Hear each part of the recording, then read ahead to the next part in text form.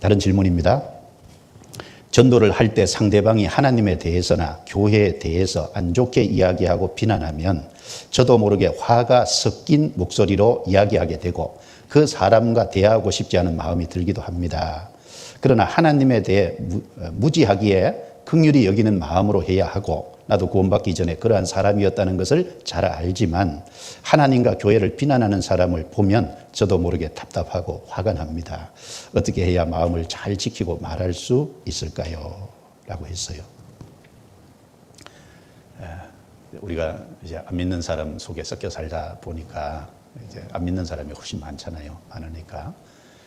이제 아무것도 모르고 하나님에 대해서 막 함부로 얘기하고 교회에 대해서 자세히 알지도 못하면서 그 주서들은 단편적인 지식들이잖아요. 사실은 그런 걸 가지고 2단이네 3단이네 이렇게 비난할 때는요. 실제 마음에 분도 생기고 답답한 마음도 생기고 그게 사실이에요. 안 생겨요? 그거 들을 때 아무 감정 없어요? 그러질 않을 거예요. 하나님에 대해서 함부로 얘기하면 속상한 마음, 분한 마음 이런 것들이 있을 수밖에 없다고 생각합니다. 그게 이제 그리스도인의 정상적인 마음이라고 여겨져요. 실제로는. 사도행전 17장 한번 찾아볼까요? 사도행전 17장.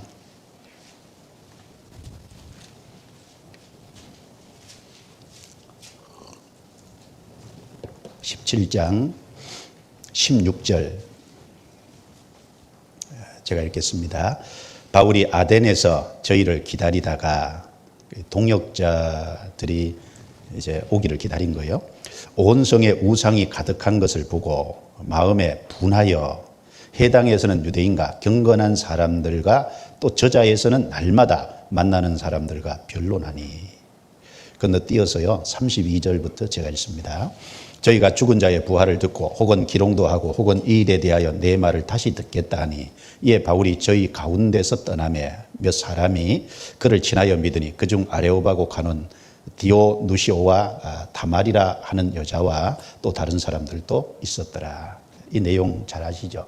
바울이 아덴에 갔을 때가 그 앞에 보면 데살로니가에서도 이제 전도하다가 밤에 바울을 죽이려고 하니까요. 밤에 이제 그 성을 빠져나왔고 베레아에 가서 전도하는데 데살로니가에 있는 유대인들이 거기까지 와서 방해하니까 할 수 없이 바울은 베레아를 또 몰래 빠져나왔어요. 그리고 이제 아덴에 갔는데 아덴에서 이제 그 위기 상황에서 몰래 빠져나온 거니까 같이 동행하는 동역자들과 동행을 하지 못해요. 아덴에 와서 그 동역자들을 기다리는데 그 아덴에 지금 그리스 아테네죠. 아테네 가보면 지금도 이제 과거에 섬겼던 우상, 파르테논 신전도 결국은 우상이잖아요.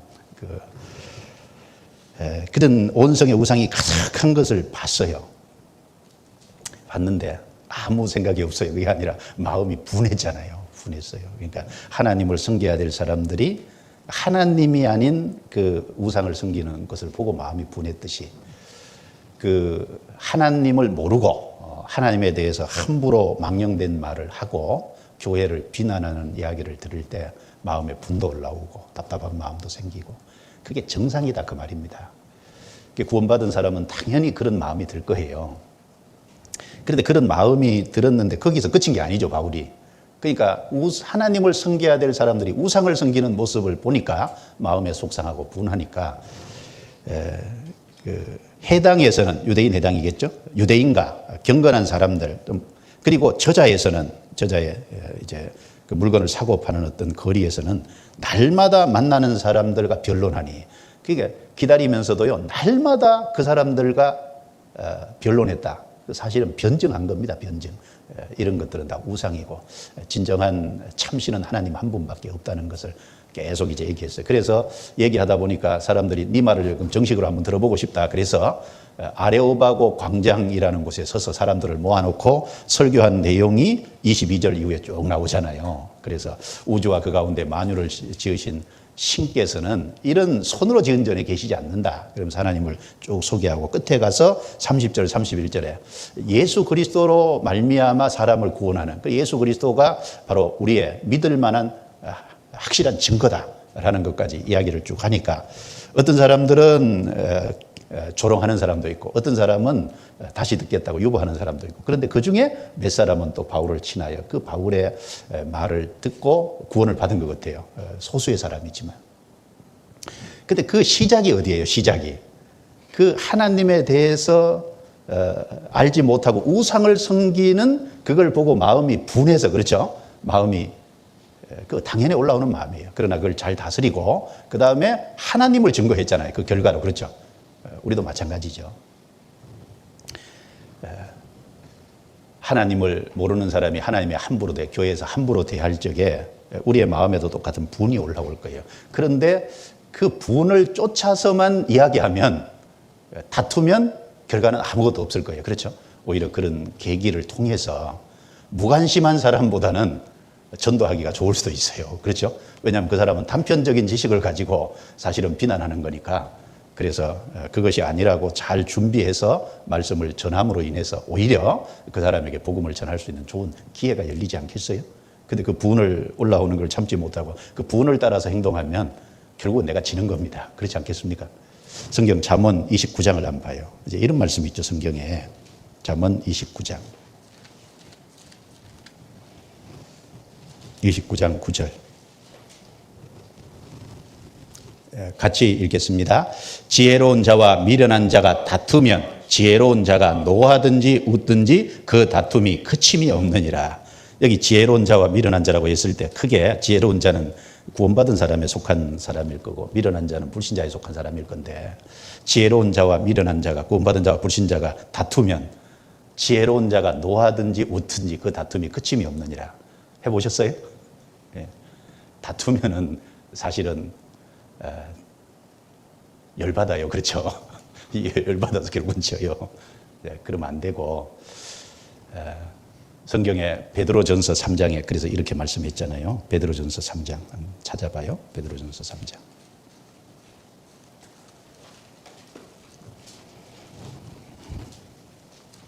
베드로전서 3장 13절부터 22절까지 말씀이 이제 그런 내용이라고 여겨집니다. 13절을 제가 읽으면요. 또 너희가 열심으로 선을 행하면 누가 너희를 헤아리요. 그러나 의를 위하여 고난을 받으면 복 있는 자니 저희의 두려워함을 두려워 말며 소동치 말고 너희의 마음에 그리스도를 주로 삼아 거룩하게 하고 너희 속에 있는 소망에 관한 이유를 묻는 자에게는 대답할 것을 항상 예비하되 온유와 두려움으로 하고 선한 양심을 가지라. 이는 그리스도 안에 있는 너희의 선행을 욕하는 자들로 그 비방하는 일에 부끄러움을 당하게 하려 함이라. 선을 행함으로 고난받는 것이 하나님의 뜻일진데 악을 행함으로 고난받는 것보다 나으니라. 그리스도께서도 한 번 죄를 위하여 죽으사 의인으로서 불의한 자를 대신하셨으니 이는 우리를 하나님 앞으로 인도하려 하심이라. 그리스도께서 먼저 그 길을 가셨다는 거지 않습니까?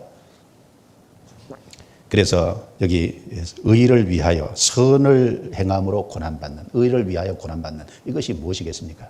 우리가 안 믿는 불신자에게서 하나님에 대해서 함부로 얘기하는 것도 이것도 마음을 상하게 하는 거예요. 그리고 조롱받고 핍박받고 이것이 다 고난받는 겁니다. 우리 시대 특별히 감옥에 갇히는 것도 아니고 죽임당하는 것도 아니니까 그게 고난이죠. 왜냐하면 구원받지 않은 세상 사람들과 구원받은 사람들은 세상에서 하나님 우리를 불러서 따로 구별시켰으니까 가치관이 다르잖아요. 생각하는 것이 달라요. 모든 것이 달라요. 소망이 달라요. 그러니까 욕을 먹을 수밖에 없는 거예요. 그런데 그럴 적에 여기 대답할 것을 항상 예비하되 온유와 두려움으로 하고 선한 양심을 가지라.